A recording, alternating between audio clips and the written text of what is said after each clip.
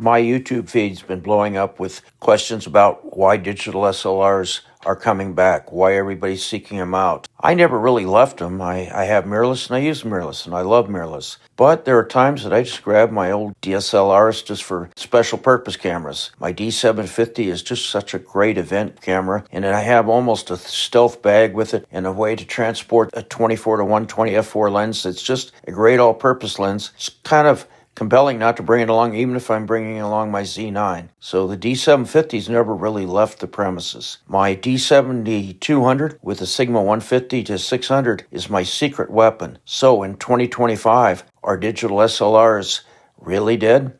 Well, not for me. I'm not getting rid of these two. Lately, I've been seeing YouTube videos that have been popping up talking about the value of DSLR cameras.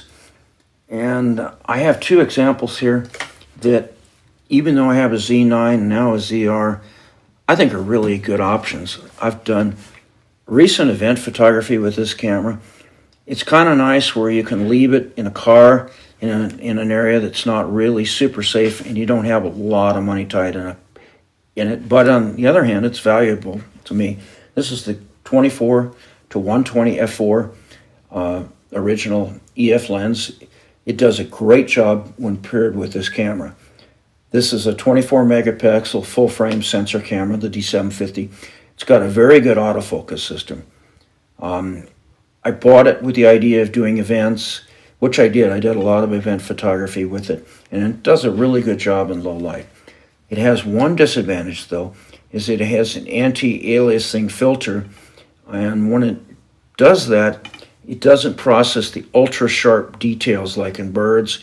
The feathers aren't quite as sharp as other cameras that I've owned. But for an all-around camera, when you're shooting baptisms, engagement photos, weddings, it's still, even though it's a digital SLR, a very, very good camera. I use it, keep it just the way it is. This is a rig, and the nice thing about this is it fits right into this little camera bag here. Helps if I put it in the correct direction. And I've only done this a zillion times, but doing it on camera is a little different. There we go. Fits right in there, and it doesn't scream, steal me, high dollar camera rig, and that little bag is great. And then there I have a light panel. I've got some spare batteries. Great setup. This camera is a camera that I bought after the D750, and a lot of people think that I would be moving down to go to a crop sensor camera. Not so in this case. This does not have an anti-aliasing filter, and because it's got 24 megapixels on a smaller sensor, the pixel pitch results in a sharper image. And I bought this whole camera for one situation, and that was wildlife and airplanes. And the idea with the reach that I get out of this is a 600 millimeter lens. It's a 150 to 600 Sigma Contemporary. I'll talk about this in just a minute. Compared with a crop sensor camera, a full 24 megapixel crop sensor camera, I'm getting the equivalent of 950 millimeters of reach with this. I really went in this with my eyes open. I'd read all the reviews. They said that in some examples they weren't as sharp past 500 millimeters. Well, this example is sharp all the way through its full focal length, and I've used it at that 950 equivalent. And with the 24 megapixels, I can still crop in a little bit. So there's nothing that I have that'll give me this reach. This is super lightweight, but the D7200 I bought after the D750, and I've had no regrets.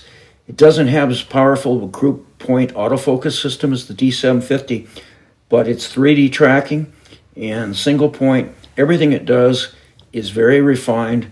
It does show that it's a later camera than the D750. This is a really good example. And no, I'm not getting rid of this. This is one of those things that just is going to stay in its bag, and when I need something that I can take out west or on a kayaking trip where I don't want to have a lot of risk to a $6,000 camera, I'll take this. One of the things that people kept talking about was that this is not a weather-sealed lens, and it was a dust pump, and if you zoomed in and out, you're going to pump dust in on your sensor. That was all the common internet hooey about it, but I've taken thousands of photos with this and actually have not seen any more dust on my sensor than using some of my primes and my other lenses. And so I love this combination. It's lightweight, it balances beautifully. I used to adapt very well to my Z6 Mark II, but not so much with my Z9, and I don't know why. I may have to get a hold of the dock for the Sigma and see if I can update the firmware. I do have the latest firmware on my FTZ adapters. I have a Gen 1 and a Gen 2 for the Nikon. One of the reasons that I'm phasing this out is I'm going to all Z-mount lenses, just a little bit better autofocus. And there's some changes coming to my Z9 that are going to be really handy, being a bird photographer and a wildlife photographer. So I'm really looking forward to that. So don't hesitate to look at one of these if you get a good deal on it. This wasn't horribly expensive when it was brand new. With shipping and everything else, it was $1,069 to my door. I have sure used it. It's sure been a great sharp lens. I have pictures of airplanes where you can see the pilots, the expressions on their faces, taken while they're in flight. You can see the rivets, you can see the spark plugs. This little combination is kind of my trade secret. I hate to give my information away. Right now I only have the equivalent of a 300 millimeter native lens on my Z9. I've remedied that. I'll show you that in just a video or two and what I'm doing with the Z9. I'm so grateful that Nikon is still updating the firmware on the Z9. There's some features like pre-capture that I really will use. And so this is a great camera. I love the simplicity. I love the image quality. And don't be afraid, my couple tips with this, do not be afraid to shoot higher ISOs.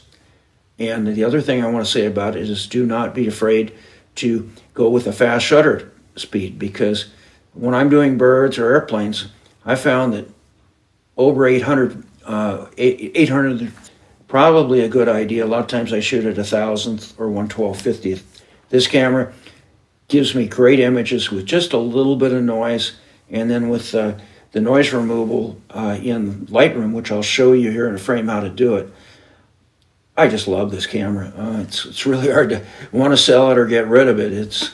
It works. It's lightweight. This whole thing, gosh, weighs probably about what my Z9 body weighs. It's amazing. This Contemporary has been fantastic. When I traveled out west with it, I kept it in a plastic bag, and just in case those YouTubers talking about the dust where it, had a thing, never had any problems. The sensors always came back clean. This camera's been great. This lens has been great. It's one of those little secret weapons for a photographer, very little money. If you're shooting stills, I think it's a great lens. And it does great stills on my Z9. It's just the autofocus is an older generation autofocus, and it doesn't work that well in video. This combo has been so versatile with its equivalent 950 millimeter focal length. Boy, I hope I'm not disappointed with my new 180 to 600 for my Z9. Wow, I've shot everything with this, whether it's eclipse, moon, used it in landscape photography for compression effects. I have the mirrorless cameras, but boy, this is so hard to leave behind because it works so well, and the image quality is fantastic. The D750 has 14.5 real stops of dynamic range, a great sensor. Man, 51 autofocus points. It's a great camera, great combination.